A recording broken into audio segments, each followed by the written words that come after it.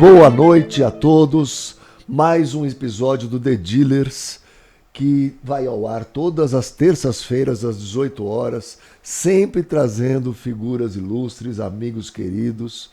E hoje, como não poderia ser diferente, antes de mais nada, deixa seu like, ativa o sininho para notificações, etc., que a gente precisa de você acompanhando a gente sempre.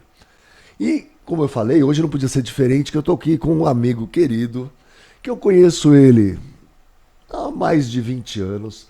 Ele já foi meu parceiro de palestra na FenaBrave. A gente já trabalhou junto em alguns projetos muito interessantes. E ele é de um grupo meio grande, né? Que tem, sei lá, se eu esquecer, depois ele vai me lembrar. Tem shopping center, tem concessionárias, óbvio, tem universidade, tem canal de TV e jornal, tem loteamentos, tem, acho que é por aí, né? Eu tô aqui com o Érico Veiga, tem hotel. Grande Érico, seja bem-vindo. Obrigado, é um prazer Caporal. enorme ter você aqui. Eu Prazer agradeço também. muito você estar aqui com a gente, sabia? Muito obrigado pelo convite. Para mim é muito importante essa nossa conversa aqui. Muito bom. Muito obrigado e estou bem feliz de estar aqui com você. Muito obrigado. Ó, você estava me falando que você está há 29 anos trabalhando com veículos. Exato.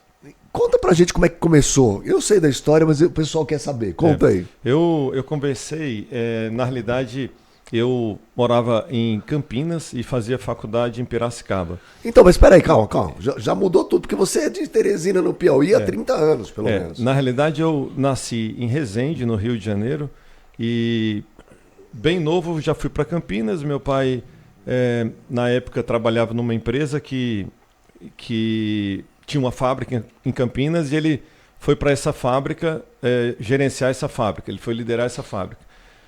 E aí eu passei praticamente 20 anos, dos 3 até o momento que eu me mudei para Teresina, eu morei em Campinas, né? E aí fazia faculdade na Exalc, em Piracicaba, engenharia agronômica. Engenharia, né? USP, engenharia agronômica.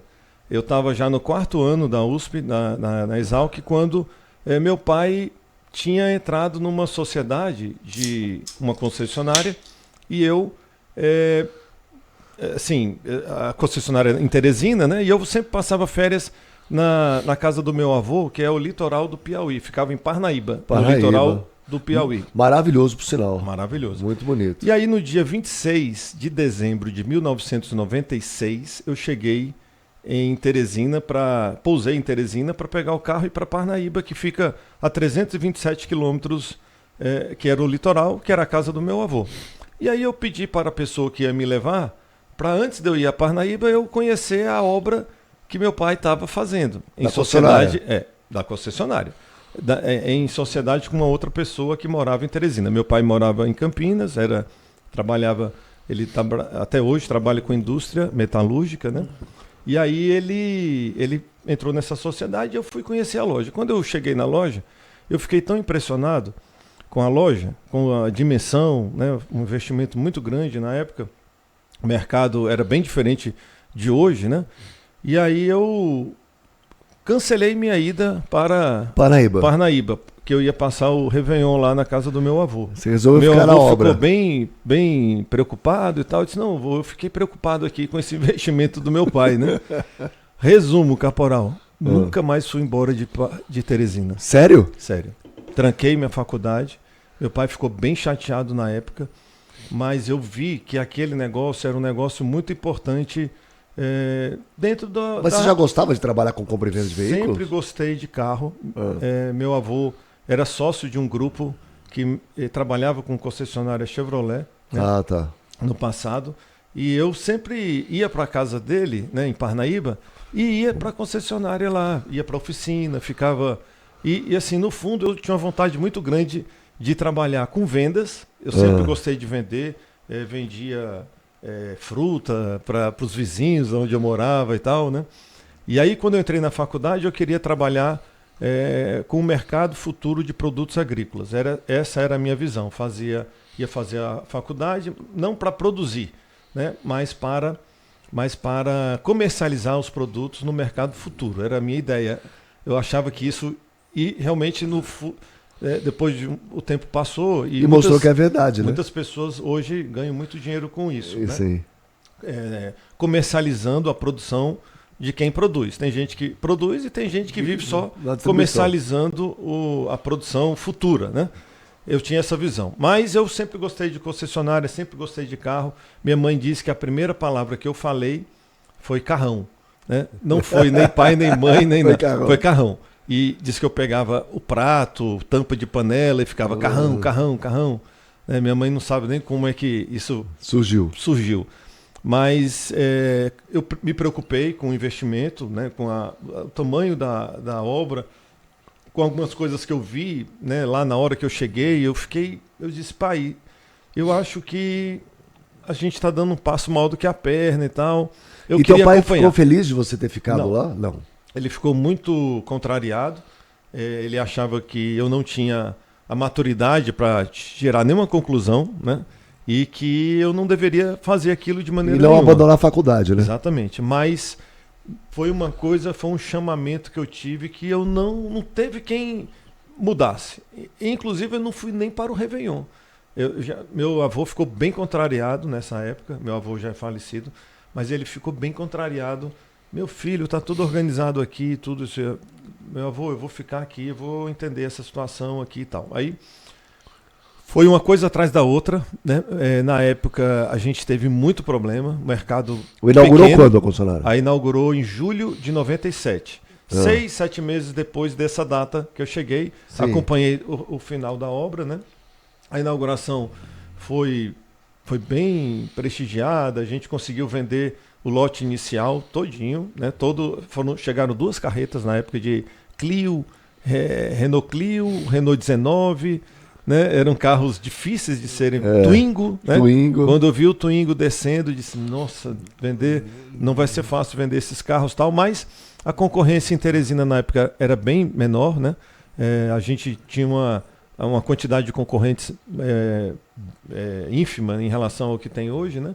E o mercado estava carente na época. A Renault, a gente inaugurou uma estrutura bem diferenciada para o momento, né, na época, e foi um sucesso. A gente vendeu os quase 30 carros, eu acho que eram 2 carretas, um pouco mais de 2 carretas que chegaram para o lote inicial. A gente só ficou com um carro no estoque, e a gente fez a inauguração de uma maneira que todos os carros foram entregues no dia do coquetel, né? Então foi bem marcante, porque as pessoas viam os carros sendo entregues. A gente combinou com todos os clientes para que isso foi uma ação de marketing meio sem planejar, mas que deu muito certo. Ficou marcado. Muitas pessoas comentam até hoje esse sucesso. Bom, hoje não, porque já são muitos anos, mas durante muito tempo ficou registrado na mente das pessoas E quando começou a dar errado? Aí nós investimos muito na estrutura física, né? E faltou dinheiro para o capital de giro. É um erro de muitos empresários. A gente ficou com capital pequeno, capital de giro pequeno. Nós tivemos situações bem difíceis de sociedade. Meu pai não era dono do negócio só, tinha um sócio, né? Tá. E aí acabou que a gente decidiu vender a empresa. E aí o grupo empresarial para qual eu trabalho hoje comprou e aí me levou junto, porque eu já estava gostando, apaixonado pelo negócio. Sou muito apaixonado por esse negócio de automóvel. Eu vivencio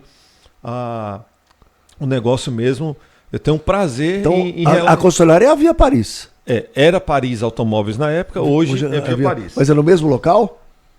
Durante um tempo funcionou no mesmo local, hoje a gente já mudou de local. Tá. Né? Esse local que a gente ficou durante um bom tempo, hoje é uma loja de pet, né? Foi reformada e a gente está numa estrutura maior, né? Porque o negócio cresceu, aquele local já não comportava mais. E tem a Nissan também. Isso. Num determinado momento, nesse local, funcionou a Via Paris e a Japan, que é a Nissan. E aí depois a gente saiu para esse local e separou, né? A Nissan está no outro local, separado desse local que a gente funciona hoje, a operação da Renault. E hoje você cuida da Paris, da Via Paris, da Via Japa? Hoje eu cuido da Via Paris e cuido da Alemanha. Da Alemanha, que é a Volkswagen. Aí vocês têm Volkswagen, Renault, Renault, Nissan, Audi, Chevrolet e Honda Motos. Honda Motos. Isso só no estado do Piauí? No Piauí. E aí, Chevrolet, a gente tem uma operação em Caxias, no Maranhão, né, leste do Maranhão. E Honda Motos, nós temos uma operação em Timon, que é também ali lá na divisa, né? Piauí e Maranhão. Mas a concessão tá para Timon, no Maranhão. Muito legal, muito legal. Honda Motos. E aí quando eu entrei no grupo, né, que a gente vendeu, meu pai na época disse: não, pois agora você seguiu você conseguiu realizar a sua missão. A gente saiu do problema, porque a gente estava vivendo um problema bem grande, porque o negócio não estava sendo rentável, né? E a preocupação que eu tive lá atrás meio que se concretizou, né? Eu vi a possibilidade da gente perder muito dinheiro e a gente perdeu, mas a gente conseguiu sair do negócio de uma maneira tranquila, honrando os compromissos, tudo direitinho. E aí nós vendemos o negócio para essa empresa, né, para esse grupo que eu trabalho hoje. E aí o grupo me fez uma proposta para eu seguir, né, no caminho, né?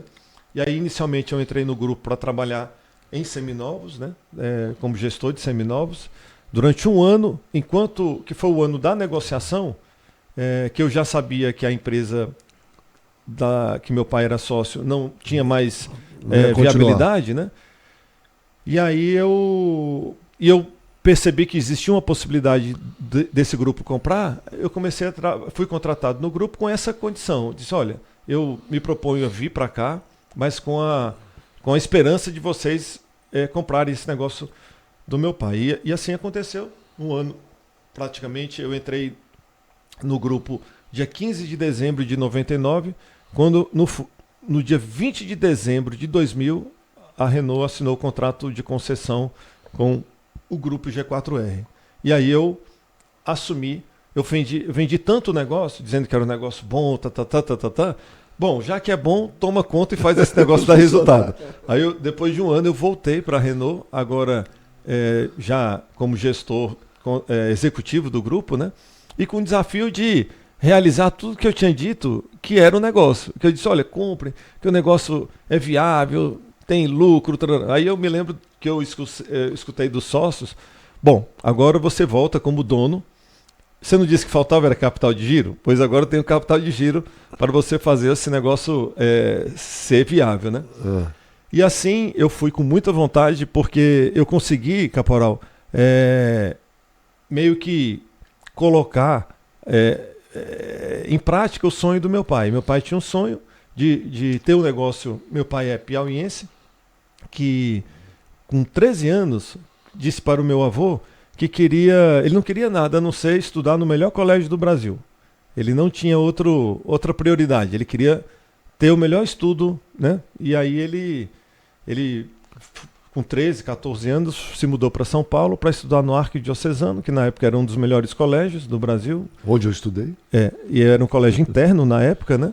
E ele tinha um sonho, num determinado momento, de montar um negócio no Piauí, né? E aí montou esse negócio em função de, na época, lá atrás, o presidente da Renault, Raymond Jarriel, ter prospectado empresários. Na época a Renault não queria concessionários com experiência. Eles queriam empresários que atuassem numa outra frente para a Renault treinar esses empresários, né? Isso lá atrás, isso em 98, 99, quando a Renault estava implementando o Concessão 2000, né? Que era o padrão novo de Renault. Eles estavam pegando a rede Caoa, né? Que era uma rede que tinha sido nomeada pela Caoa, e estava iniciando esse processo de padronização da marca com esse padrão mundial da Renault, né? Que na época foi denominado Concessão 2000. E aí meu pai, que era filho do presidente da Federação do Comércio do estado do Piauí na época, meu avô recebeu essa provocação na época do presidente da Renault e disse, não, eu acho que eu tenho um candidato, é meu filho que quer montar um negócio, né? E aí arrume um sócio. Meu pai falou para o meu avô na época, arrume um sócio que eu entro nesse negócio. E assim foi feito. Né? Mas teu avô não quis entrar de sócio, ele arrumou outra pessoa. Aí, arrumou outra pessoa. Aí o que acontece? Meu pai ficou frustrado porque o negócio não deu certo e tudo. E ele sabia que eu gostava muito do Piauí, então ele conciliou a vontade dele de montar um negócio com a minha vontade de morar no Piauí. Que eu sempre disse, apesar de eu estudar faculdade em São Paulo, tudo, eu sempre dizia, nossa, o Piauí é muito bom, porque se eu vender um sítio em São Paulo, eu compro uma fazenda no Piauí. Eu entendia que o Piauí era uma terra de oportunidades. Na época, um sítio de 10 hectares, você vendia em São Paulo um sítio de 10 hectares, comprava 10 mil hectares no Piauí. Nossa Senhora. Então, eu via que o Piauí era um local que ia acontecer, né? E eu não me arrependo de ter feito essa... Eu só fiquei um pouco frustrado porque eu fui para o Piauí num momento de muita turbulência, de muita tensão, né? Mas eu aprendi ao longo da vida que a gente só aprende assim, né? A gente aprende vivendo as dificuldades, né? Todas as vezes que eu evoluí na minha vida foram nos momentos que eu passei muita dificuldade. Esse momento, Caporal, foi muito difícil para mim, porque eu tinha uma vida muito confortável, né? Com toda a estrutura, toda a regalia de ser um filho que tinha uma mordomia, e eu me vi enfrentando o que era a vida, o que era o mundo, né? O que era o mercado. Olha, um erro de gestão fez meu pai perder, e o sócio dele perder muito dinheiro, muito mesmo, a ponto de eu me preocupar, poxa, como vai ser, né? E aí quando o grupo comprou o negócio e eu vi que eu estava num cenário profissional, né? E aí meu pai disse, não, agora é hora de você seguir aqui, voltar, acabar sua faculdade e tudo isso. Não, pai, agora eu tenho que seguir aqui, porque se eu voltar dentro de um momento desse, é como se eu fosse um galo de briga que foge da rinha.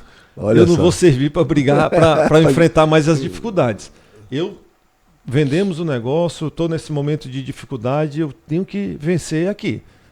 E aqui, se eu vencer, vai ser eu vencendo.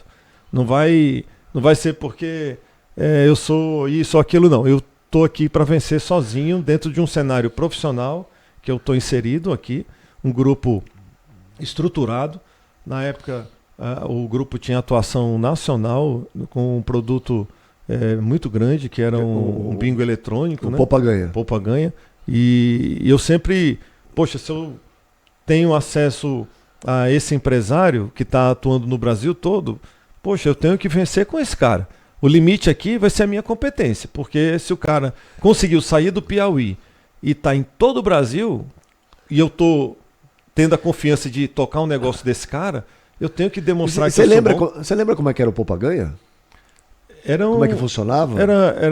Tinham ciclos semanais era um bingo semanal. É tipo uma telecena.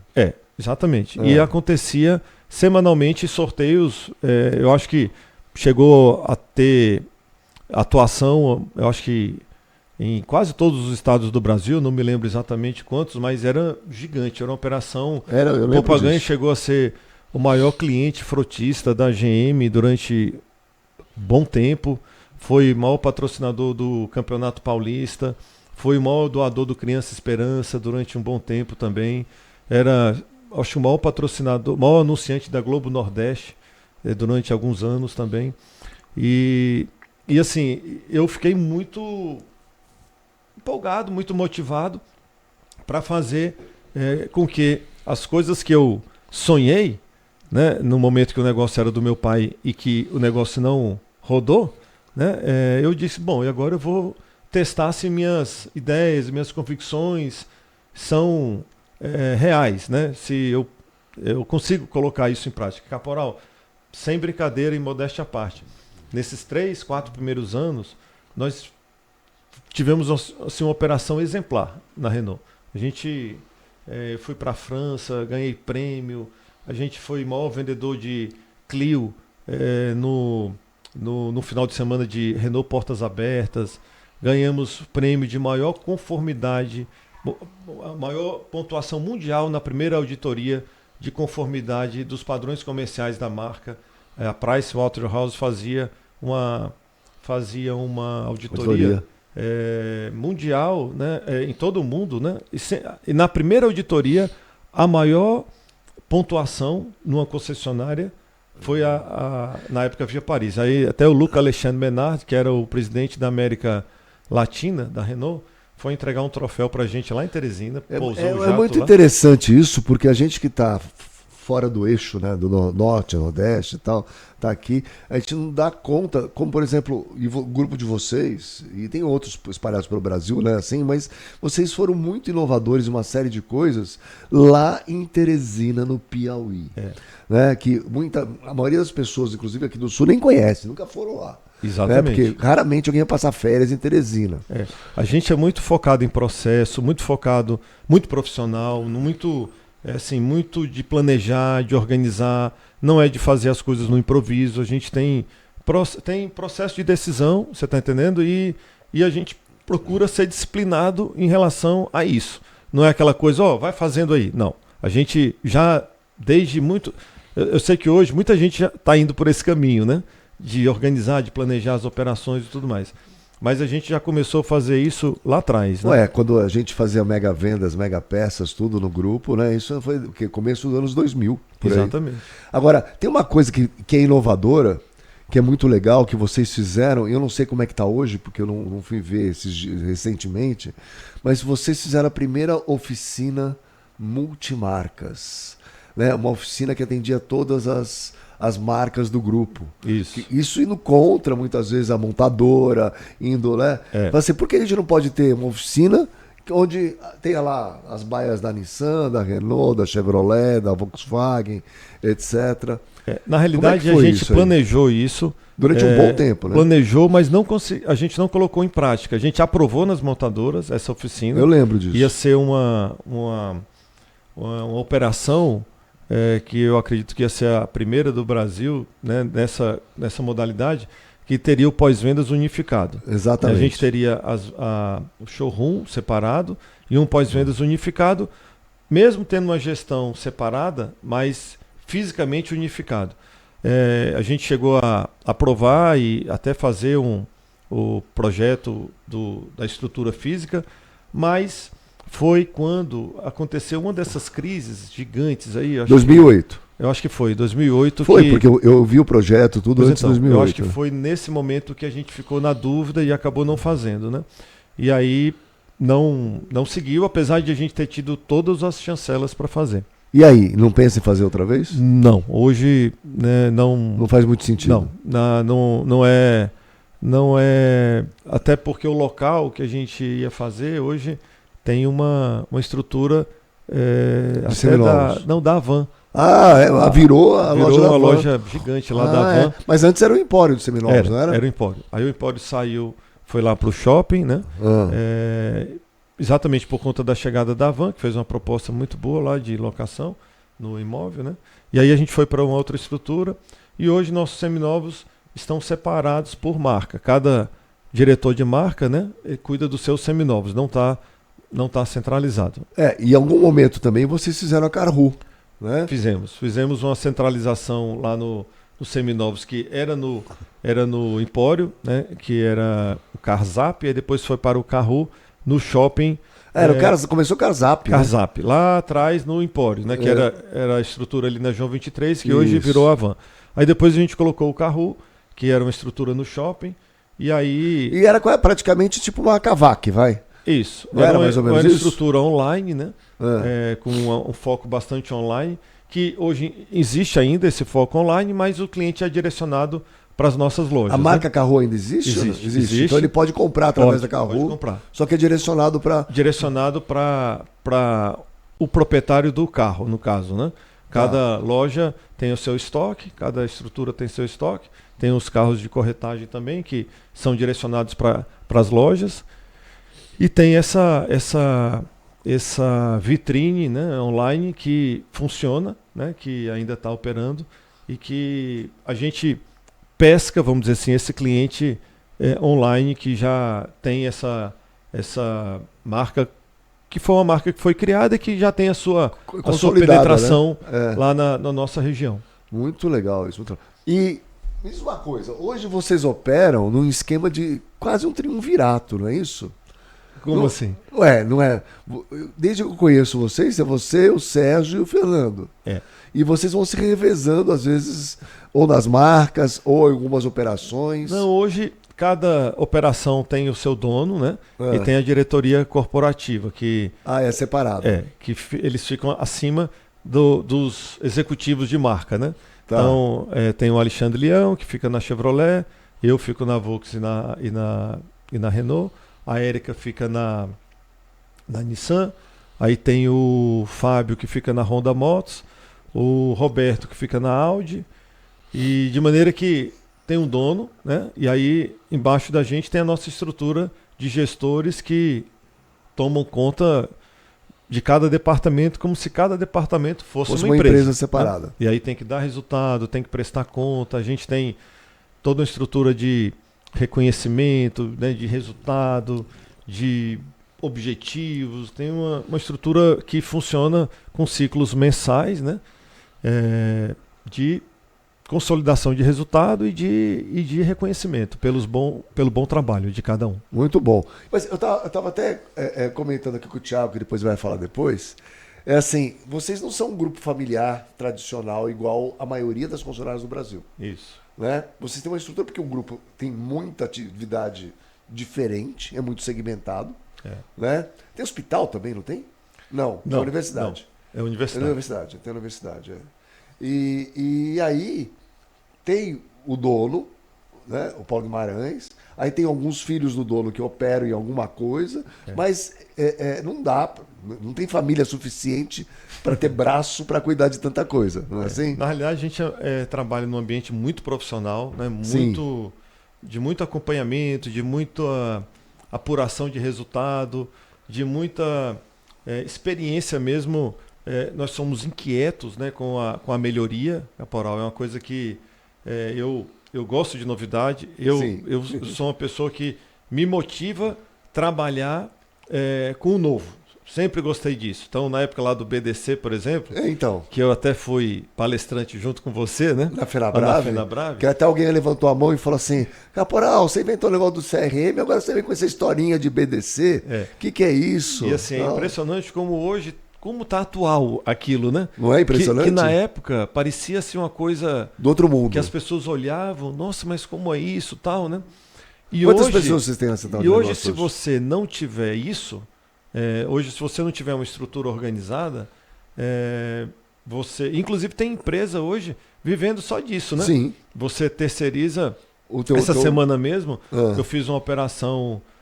semana passada, nós fizemos uma operação que a gente ligou para 55 mil clientes, né? Fizemos um trabalho de prospecção para 55 mil clientes. E aí, diante da necessidade de fazer isso num período curto, a gente contratou uma empresa que se especializou em fazer esse tipo de atuação, né? Então, como está atual, né, e como o mercado está mudando e coisas que lá atrás a gente tinha como ideia, como tendência, hoje a é uma gente realidade, né? vive e é como se o futuro tivesse chegado, né? Então, quando você está num ciclo de quase 3 décadas no negócio, como é o ciclo... é o tempo que eu atuo nesse segmento, você vê isso acontecer, você começa a ter as suas convicções, né, de como é importante você não se fechar para novas ideias. Para novas ideias. Muitos concessionários, a gente se relaciona com vários concessionários, você vê vários concessionários fechados ao novo. Nós sabemos disso. E eu, assim...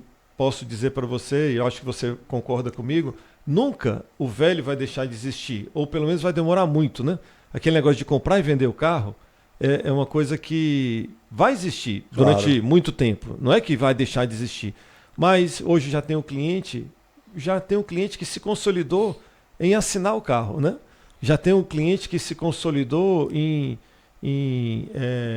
fazer aquele plano que paga o saldo lá no final, que no primeiro momento o balão, os vendedores não queriam de jeito nenhum, foi um paradigma dado isso, E hoje a gente vê já isso funcionando e tendo o cliente para isso, né? O cliente que já chega com isso, e você tem que estar preparado para esse novo, para o cliente que compra o novo, que compra o seminovo, que compra o seminovo com a parcela com residual lá no final, com o cliente que quer assinar o carro, né? Que quer, olha, eu não quero me preocupar em ter carro, eu quero pagar uma parcela e não quero preocupação nenhuma com o carro. E a gente tem que estar preparado para isso, para a gente vivenciar o cliente que quer navegar quase que todo o atendimento dele através do online, não é isso? Exato. Que vai na empresa só para receber o carro, e aquele que nem não quer nem na empresa, quer que você entregue o carro em casa. Exatamente. Então não adianta dizer, todos os clientes agora vão receber o carro em casa. Não. A gente tem que ter uma empresa preparada, na minha visão, esse eu acho que é o... Ele vai escolher como que vai querer fazer o negócio. E a gente tem que estar preparado para... todas as situações. Para isso aí. Nesses 30 anos que a gente trabalha com isso, a gente foi vendo essa evolução. E o que eu vejo hoje é que essa evolução ela está num ritmo muito maior, né? Então isso está dando um certo estresse, não é isso? Gera uma angústia, né? Uma angústia. Uma ansiedade. A gente fica sem saber, principalmente quem tem compromisso e quem tem que honrar as metas e tudo mais, muitas vezes você fica, poxa, será que eu vou conseguir, diante de tanta mudança, diante de um cliente tão complicado, porque tem meta de qualidade, tem meta de volume, né? Tem meta de rentabilidade.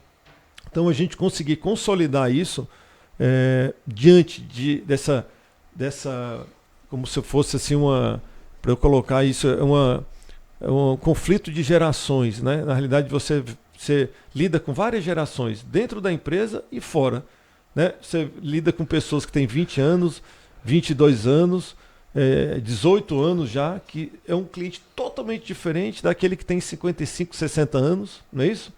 E o colaborador também. Tem colaborador de 18 anos, 19, 20 anos, que se ele não perceber que vai evoluir na empresa em 3, 4, 5 meses, ele vai embora, né? O colaborador que, como eu, tenho 49 anos, que esperou 3 décadas praticamente do grupo, eu tenho 25 anos de dedicação nesse grupo que eu trabalho, 25 anos de dedicação ao mesmo grupo. É difícil. Eu me orgulho de dizer isso porque são 25 anos enfrentando momentos bons, momentos ruins. O momento tá ruim, pula, vai para um galho ali, depois vai para outro galho, né? É o caminho mais fácil, né? Muitas vezes. Não, eu estou há 25 anos enfrentando as dificuldades e vivenciando momentos bons para os mesmos patrões, vamos dizer assim, para os mesmos sócios, né? Então, enfrentando as situações e tal. E assim, nesse momento de conflito de gerações, que eu posso dizer que é um conflito, inclusive dentro da empresa, como é difícil você lidar com um colaborador que tem na mesma equipe, um que está começando a trabalhar na empresa, que tem 18, 19, 20 anos. Eu tenho um vendedor que tem mais de 60 anos, está na mesma equipe, né? Então o seu gestor tem que liderar, provocar os dois. Não pode ser da mesma forma, né? Tem que ser de maneira diferente. Mas você concorda comigo o seguinte, né? A resistência à mudança todos nós temos. Apesar que a gente sabe que a única certeza que a gente tem é que tudo vai mudar. Exatamente. Agora, como é que você convence uma pessoa que fez daquela maneira, até hoje deu certo, que ela não tem que fazer mais? Esse eu acho que é o grande negócio, né? Não, mas até hoje eu tive sucesso fazendo assim. Por que você está dizendo que eu tenho que mudar? Porque eu escutei isso a vida inteira, né? Porque eu sempre cheguei falando para você, tem que mudar. Né? Vamos fazer assim, assim, assim, vamos tentar fazer desse jeito. Não, mas eu conquistei o que eu conquistei fazendo do jeito que eu faço até hoje. Né? Aí o que eu penso que o que a gente fez até hoje, ele funciona ainda. Eu tenho clientes que chegam, muitas vezes do interior do Piauí, que são bem tradicionais, que querem fazer uma negociação bem tradicional, bem, né? E a gente, de alguma maneira, a gente tem que estar preparado para atendê-los. Para atendê-lo. Que esse cliente ainda existe, né? E a gente vê um outro cliente bem diferente, que a gente também tem que estar preparado para atender. Então eu acho que a mistura do novo com o tradicional, né? que até eu escuto às vezes como é importante o grisalho na empresa, né? Que é a mistura do cabelo branco com o cabelo preto, né?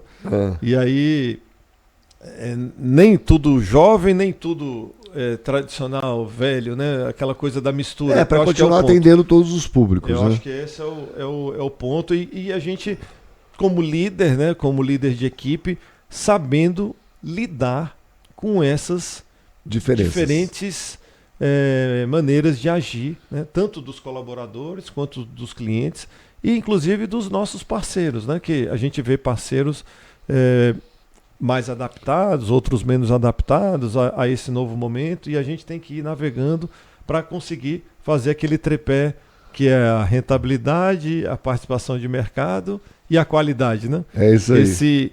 Se agradar só um dos três, você não se sustenta no médio e no longo prazo, né? Eu estou vendendo pra caramba, tá dando lucro? Não. Então não tem nada, né? Tá vendendo com lucro, mas a nota de qualidade está lá embaixo. O cliente não vai deixar você ficar ali, né? Então a gente ficar navegando como equilibrista aí, né? E aí vivenciando e isso eu acho que a gente consegue fazer bem no nosso grupo em função do quê? Do cenário profissional, do cenário aberto, né? Do cenário preparado para o novo e preparado para escutar. Não é aquela coisa, é assim, pronto. É assim porque eu acho. Não. É a gente questionar as nossas certezas. A gente está sempre questionando. Eu tenho certeza disso. Será que é isso mesmo? Vamos testar essa certeza? Vamos testar essa convicção? Porque se fizer diferente, a gente não consegue acreditar que existe possibilidade de fazer um resultado melhor, né? Esse cenário me motiva, Caporal, e eu acho que é isso que fez eu me dedicar a essa empresa, a essa estrutura empresarial tanto tempo, né? Eu acho que e assim, como se eu estivesse no primeiro dia de trabalho, né? Eu estou ali, né, nesse tempo todo, aí de alguma maneira você vai meio que perdendo a motivação. Não, hoje eu digo para você que eu acho que eu estou até mais motivado do que eu estava lá atrás, em função da gente ficar mais maduro, né? E aprender, ter mais segurança em algumas situações que em outro momento a gente sofria pela dúvida, né? Pela insegurança, pela falta de maturidade. A gente vai crescendo e vai vendo o quanto que se a gente escutar, se a gente se preparar, se a gente estudar e verificar os fatores necessários para você decidir, você faz com mais felicidade, né? Não precisa sofrer, né, para decidir. Eu queria voltar num ponto na central de negócios, porque vocês montaram uma central grande, eu queria saber quantas pessoas trabalham lá, e que atende vários setores do grupo. Não é só para concessionário, não é isso? Isso. Nós montamos uma central lá na época, e isso, né, lá naquela época, né, que foi quando mesmo que a gente... 2006. 2006. Né? Pronto, a gente começou, o negócio foi crescendo, o mercado estava muito, muito pujante, né, num bom momento, e assim, a gente começou a perceber, a gente inclusive contratou 2 executivos, né, levamos para Teresina de São Paulo, 2 pessoas que já tinham um histórico muito grande com call center, e aí montamos uma estrutura que foi crescendo. No momento que atendeu a nossa necessidade, nossa concessionária, a gente, por que não ajudar em outras estruturas, né? Em outras frentes de negócio, como assinatura de jornal. Isso. Aí, inclusive, recebemos contratos externos, né? Empresa de telefonia. Para prestar serviço. Para prestar serviços, né? Quer dizer, um negócio que era internamente, inicialmente, né? E que voltou para o mercado, foi aberto para o mercado. Mas assim... Quantas pessoas tem hoje lá? Não, hoje a gente chegou a ter 120 PAs. 120 PAs. 120 PAs. Hoje, o que é que nós... isso eu acho que um pouco antes da pandemia, numa dessas crises, eu não estou me lembrando qual das crises, a gente se preocupou muito, né? E alguns contratos foram cancelados, contratos externos foram cancelados, de maneira que a gente não conseguiu enxergar esse negócio como negócio. A gente cresceu demais e aí viu que esse negócio tinha tomado uma proporção que exigia uma gestão muito estruturada para que o negócio fosse rentável e não fosse um peso para o negócio como um todo, né? E nós não conseguimos, né, diante de tantas tensões que nós vivenciamos em alguns momentos, a gente não conseguiu dar foco para a gestão desse negócio, de maneira que recebemos alguns questionamentos, inclusive de montadora, que eles queriam que a operação fosse dentro da empresa e tudo mais.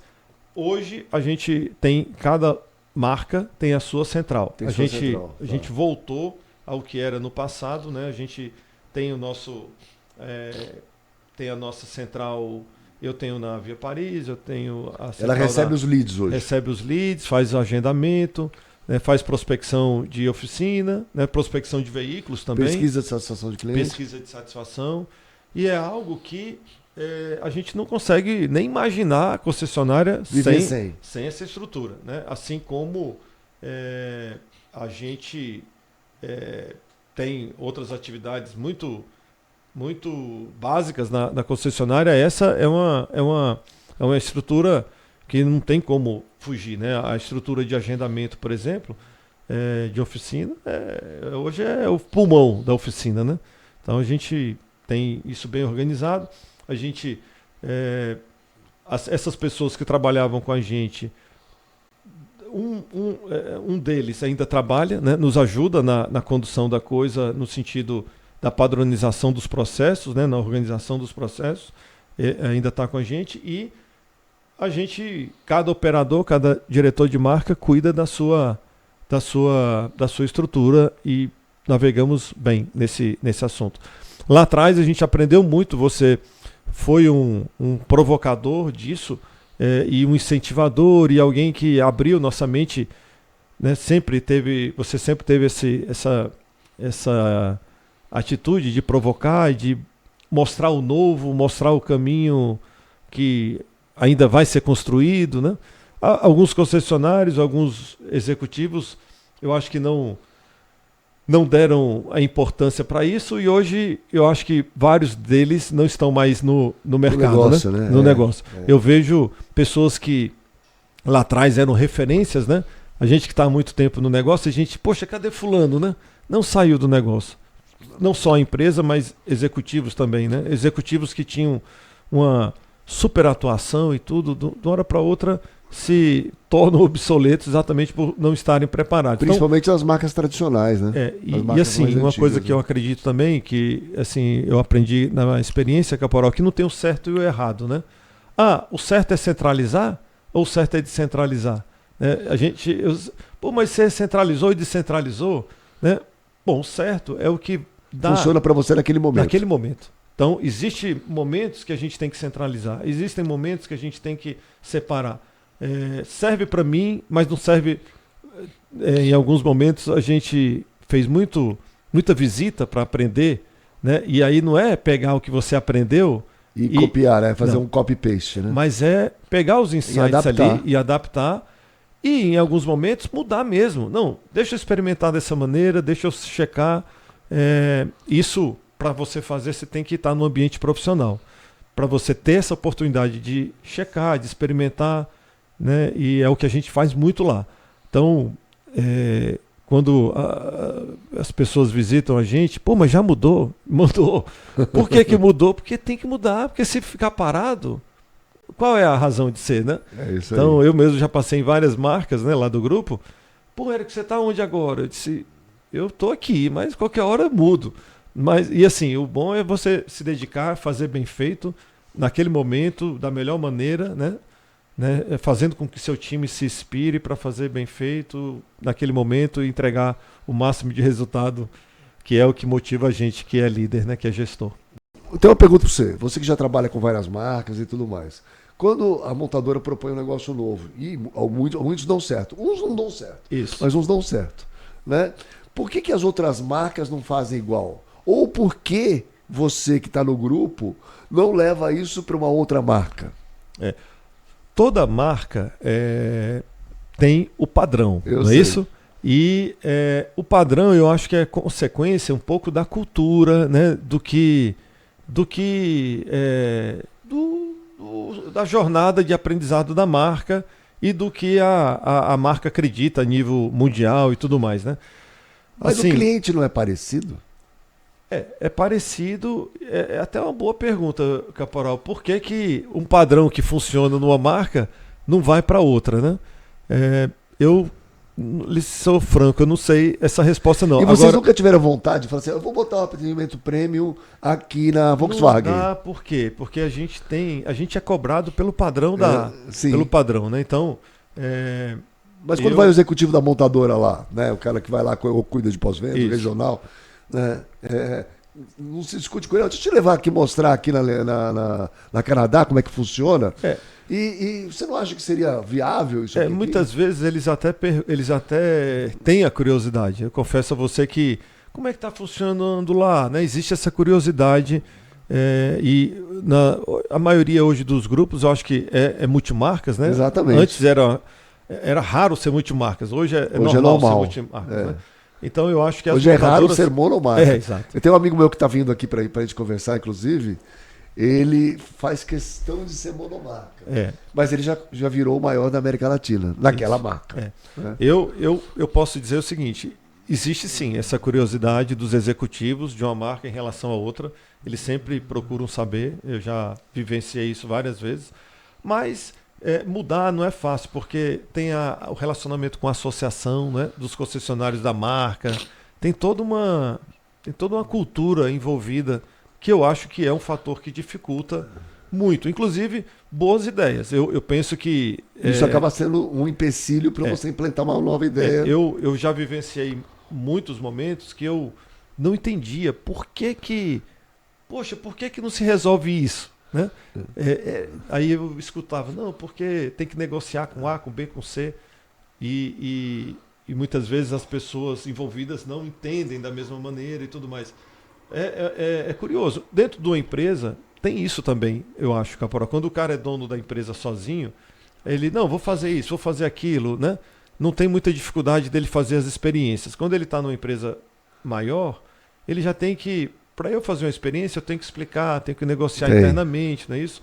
Então imagine diante de um cenário de uma montadora, eu acho que eu acho que é por aí, né? Mas que o aprendizado, né, de uma marca, quando você vivencia aquele processo, e eu, que já passei por várias marcas, eu acho que isso é muito valioso para mim. Quando eu escuto alguma situação, eu tenho uma base, né, de dados grande para poder... É um repertório que você criou ao longo do tempo para você tomar uma decisão. Olha, eu penso isso, eu penso aquilo. Mas você pensa baseado em quê? Baseado no que eu vivi assim, no que eu vivi assado e tal. Eu tenho cuidado, e eu digo isso para o meu time sempre, eu tenho cuidado para que esse monte de experiência, de repertório, não me coloque como alguém presunçoso de, olha, eu tenho 30 anos de experiência e tal, eu sei. Por quê? Porque está mudando tanto e tão rápido que o que você viveu há 20 anos atrás, há 15 anos, pouco serve hoje. Serve para você se sentir mais seguro, para você se sentir mais em paz, vamos dizer assim, né? Mas é importante você estar muito aberto a escutar o que vem de sugestão, o que vem de novidade, mesmo que naquele primeiro momento pareça um absurdo, né? Mas a gente tem que escutar, e os clientes falam, né? As pessoas que se relacionam com a gente falam, olha, podia mudar isso, podia mudar aquilo, e numa visão de empresa, aquilo muitas vezes lhe atrapalha, né? Mas às vezes o que lhe atrapalha é a solução para o cliente, no foco do cliente. Então, mas aí eu acho que quem atrapalha às vezes é a montadora, talvez, porque assim, porque você quer implantar uma coisa nova, fazer uma coisa diferente, e tem a cultura, tem o padrão da marca. A gente mesmo, como uma sugestão de melhoria de um processo ali de receber. Não, aí a gente fica não querendo sair da zona de conforto para mudar alguma coisa. Muitas vezes o que é um absurdo, puxa, o caminho é esse mesmo. Parece tão óbvio, né? E aí a gente, para defender aquela situação que para você é algo confortável, né? Você acaba dizendo não. Eu vivenciei isso ao longo da minha história, que em vários momentos, coisas que a gente, poxa, isso é impossível, é impossível. De uma hora para outra aparece uma solução e aquilo se torna possível e aquilo se torna um diferencial para sua empresa, né? Diante do que é valor para o cliente.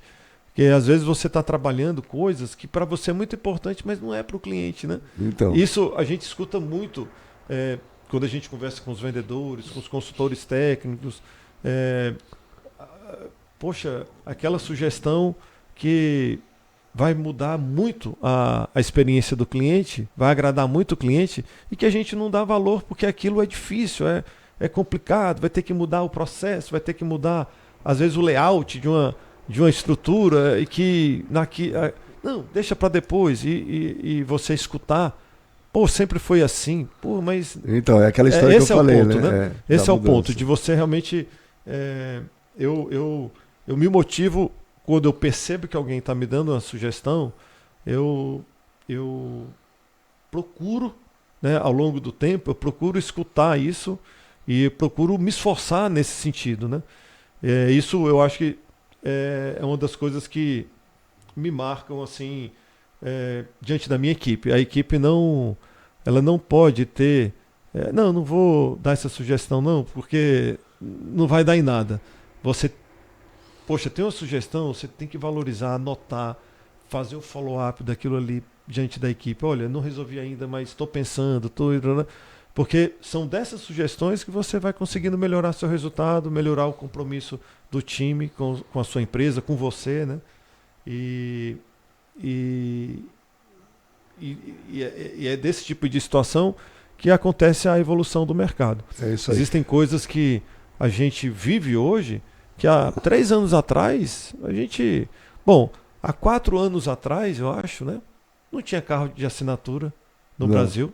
Então, e hoje é uma realidade. Em todas as marcas. Em todas as marcas. E representa praticamente, em algumas operações, em algumas lojas, 13%, 15% do movimento do mês já é representado por assinatura. Muito bom. Deixa eu pegar aqui um presente para você. Apoiador, o vinho italiano, ele escolhe sempre pra gente. Você vai levar o vinho italiano Piauí. Vai ter que tomar em Pedro II, porque é mais fresquinho. Né? Porque agora tá muito quente lá. Muito obrigado. Mas quando tiver o inverno em Pedro II, né? E é uma caneca igual a essa que você tá usando aqui, tá? E eu quero agradecer. Muito obrigado. Aqui, você ter vindo. Muito obrigado. Do Piauí, de Teresina, para gravar com a gente aqui. Clima muito gostoso aqui. Muito bom. Temperatura bem agradável. Né? Bom banho. Muito bom. Obrigado, viu? Obrigado mesmo, viu? Muito obrigado.